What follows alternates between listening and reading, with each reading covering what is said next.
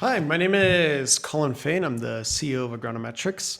This time I opted to wear my glasses because I can't see very well from far away. That doesn't really have much of an issue at a screen, but if anybody ever meets with me at a trade show, I'm always wearing my glasses because with at trade shows, I have to wear them. Otherwise, I'm really blind and I will not recognize anybody unless they're like screens distance away from my face. So I think most people in the industry probably know me this way. So we'll kind of play to that crowd as it were.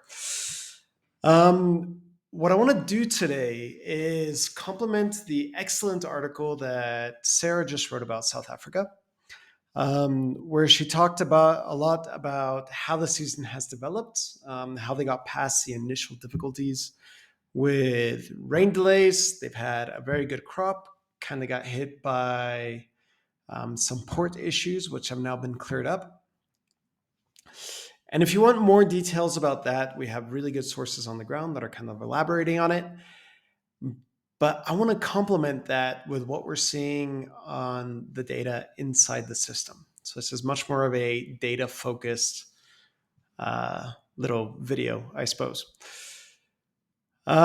So here we have the exports from South Africa. We just got the brand new, it's got that new data smell from October. And we got some interesting insights. So if we compare the last couple seasons to each other, we can see in September how we had those issues with weather and the effect that they had on the exports. And in October, as the thick of the season really comes into its own, we've seen that all those issues have cleared up. We've now surpassed the same level that we were at last year. And not only that, if we come on down to the price declared at export, we can see that those are doing considerably better than last year. It's about $1 better per kilo in September, and in October, when it's even more relevant, we're already about $1.30. This is also interesting if we bring it into context of value. So this is a better reflection of the total amount of money that's coming into the country, into the ecosystem. And those higher prices have offset some of the effects that lower volumes have had. So we can see that the gap in September between last year's $24 million and this year's 17 is a smaller percentage than what we saw with the volumes. And then that higher price that we're getting in October has made a big impact in the October value at of fruit at declaration or declared at export. So this has brought into it a 33% increase on the value that we saw last year. So that's really good for South African exporters, especially considering that they have already a larger volume than previous. And the reason this is mostly not much to do with South Africa. They're doing a good job. They got good production and high quality fruit that's coming out of South Africa. But the bigger impact is because of Peru, and we're going to go look at why. So the biggest two markets for South Africa are the Netherlands and the UK. In the UK, there's a lot of history behind that. Obviously, colonial ties. The Netherlands is the gateway into Europe. The Netherlands has become the largest market as of 2 years ago.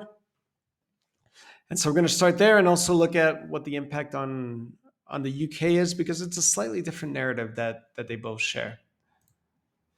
So we're going to go to the Netherlands. I guess I didn't explain how I got here. There's two ways to do it. You have this drop down where we took the top 30 markets in the world and made them available as to try to just give easy access to it. You can also do it with this dropdown, but really just clicking on here is much easier. So I just click on there. And that opens up this report, and it's the exact same thing. We're looking at imports into the Netherlands. And if we clean this up a bit, we're going to leave, now we're going to leave Chile just for the sake of context. But here we can see the role of Peru and South Africa. And that's really most of the overlap. Chile's playing a little bit right at the beginning of the season. But really, South Africa mostly stands in the shadow of Peru to a great extent. So whatever's happening within the Peruvian market is really what we're going to see play out as a consequence in the South African market. This is landed product in the Netherlands. So this already takes into account all of the shipping delays and everything else. We're looking right now at the 2022 data. 2023 is only available through September as of yet. And I'm not even sure that this is complete. So we're just using this for historical context to better understand what's going on in the market today. So as has been covered before by several videos and articles and just about anybody else in the industry that's got a voice or has something to say, the Peruvian season has been greatly affected by El Nino, and they're coming up way short. Because of that, prices have been really good. If you look at the spot market price in the US market, it jumped up to $15 about 4 weeks ago. It's since been sliding considerably, and I'm going to make a video about that next week. But that decrease in volume compared to previous years is having a direct impact on South Africa's production, offering it's a lean market where whoever's got fruit in the moment is the one that's going to receive the benefits of the higher demand that's not being satisfied. And right now, the biggest player on the market is South Africa. If we look at the UK data, which is also on this list, you can just click on UK or use the drop down at the top. We see a very similar situation. I already kind of pre-cleaned it up, but that's kind of what it normally looks like. You can toggle countries on and off, and that's what we've done to create this chart. So here we get to see the sum. So this is all the volume getting to the market. And then in the window of Peru, it's kind of matching up one-to-one with South Africa's production. Again, South Africa is the UK is a pretty big market for South Africa. For Peru, not so much. They're focused much more on Europe and kind of by extent Germany.